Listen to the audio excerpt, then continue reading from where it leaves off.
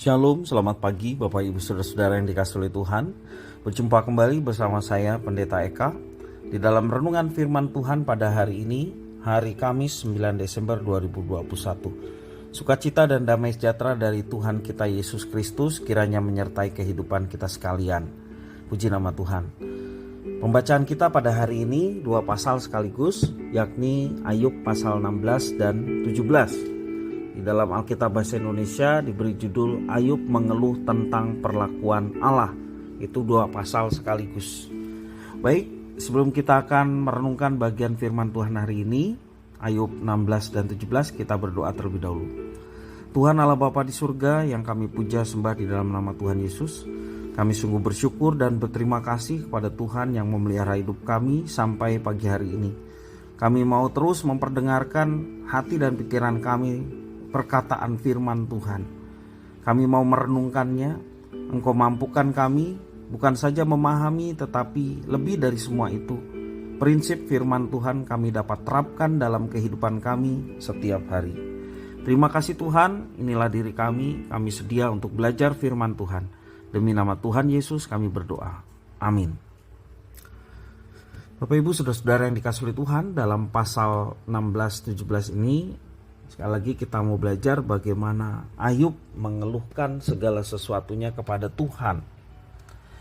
Kesulitan hidup dan persoalan hidup seringkali membuat kita salah melangkah atau salah mengambil sebuah keputusan. Tetapi kita mau belajar dari Ayub bagaimana kehidupan sesulit apapun, dia berkeluh kesah kepada Tuhan dan pada akhirnya dia mendapat kekuatan dan jawaban. Karena Tuhanlah sumber kepuasan jiwa kita. Siapakah yang paling kita andalkan dalam kehidupan kita? Ketika kita mengalami kondisi sulit dalam hidup, kepada siapa kita berpaling? Ketika orang-orang terdekat pun ternyata adalah bagian dari masalah kita, kepada siapa kita berpaling? Bahkan mungkin ketika Tuhan adalah bagian dari masalah kita, kepada siapa kita berpaling? Persoalan, permasalahan atau kesulitan hidup membuat seringkali kita sekali lagi salah melangkah atau salah mengambil keputusan. Ada orang yang aktif pelayanan di gereja selama puluhan tahun, tetapi ketika ia hendak membuat pesta pernikahan untuk anaknya di lapangan terbuka atau pesta kebun, dia tidak bisa membendung kekhawatirannya akan turun hujan. Maka seorang pawang hujan pun disewa. Aktif puluhan tahun, tetapi mengambil keputusan memanggil pawang hujan. Mengapa demikian? Itulah tantangan hidup. Menjalani kehidupan religius, ya, aktif di gereja, mengikuti setiap kegiatan, itu jauh lebih mudah daripada sungguh-sungguh mengandalkan Tuhan di tengah persoalan yang nyata dalam hidup kita. Bapak Ibu Saudara-saudara yang dikasihi Tuhan, Ayub mengalami kesulitan yang melibatkan Tuhan. Kebangkrutan total, kematian keluarganya, ya, sakit pada tubuhnya, kejatuhan status sosial dan seterusnya. Bagi orang yang percaya kepada Tuhan, bagaimana ia dapat melihat semua ini terjadi di luar pengetahuan dan izin Tuhan?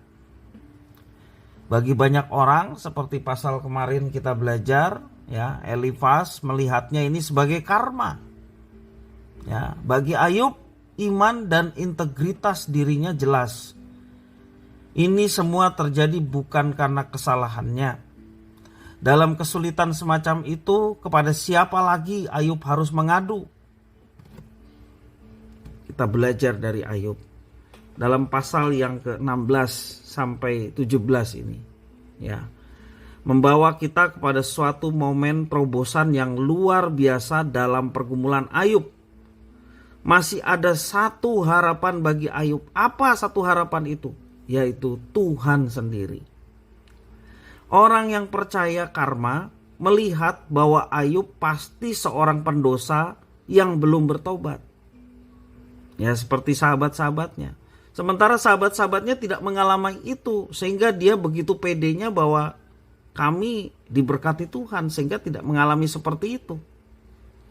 Kami sudah melakukan hal yang benar sehingga kami tidak mengalami seperti yang kamu alami.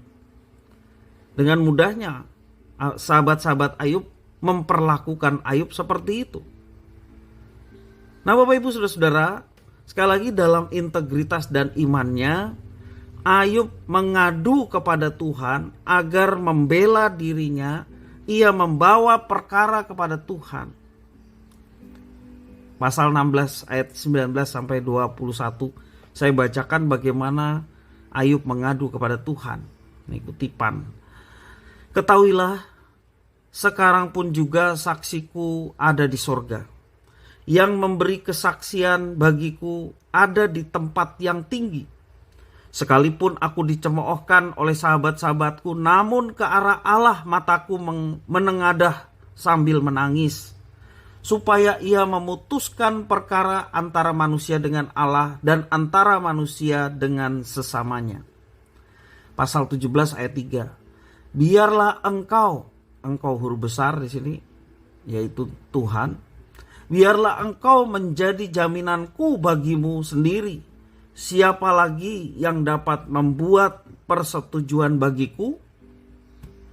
Bapak Ibu Saudara-saudara, ini sebuah integritas iman antara apa yang diyakini, itulah yang dilakukan dan dialami.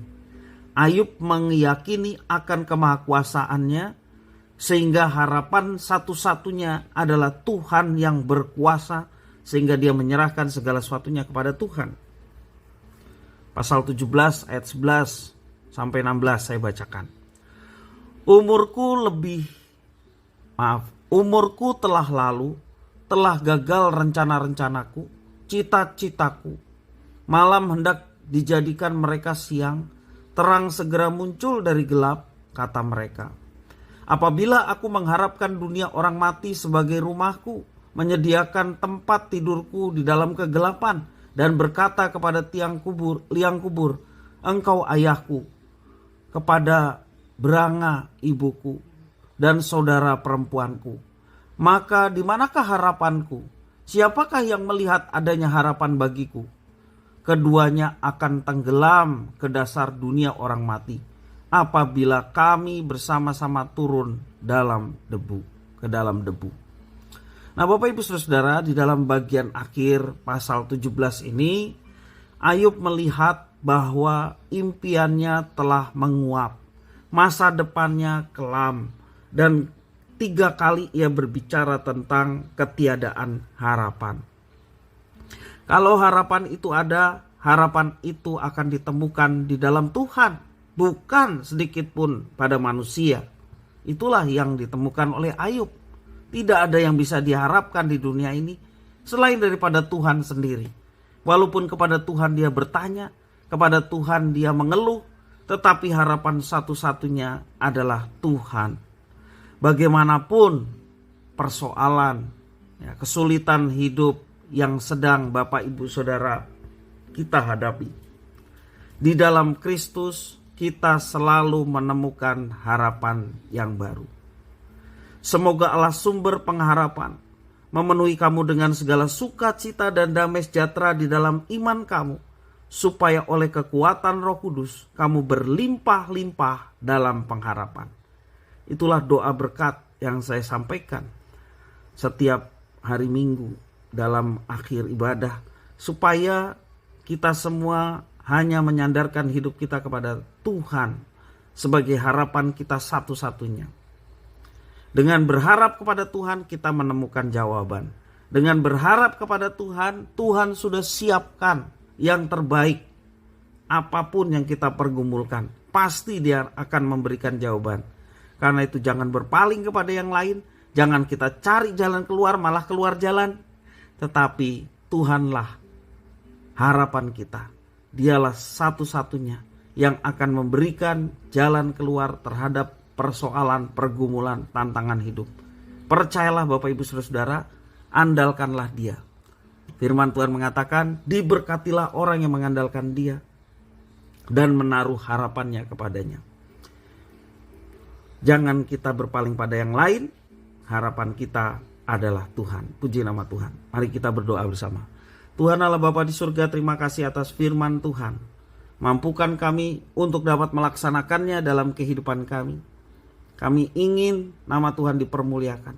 Tak kala kami menerapkan kebenaran firman Tuhan dalam hidup kami. Dalam situasi kondisi apapun, termasuk juga dalam kesulitan yang memungkinkan terjadi dalam hidup kami.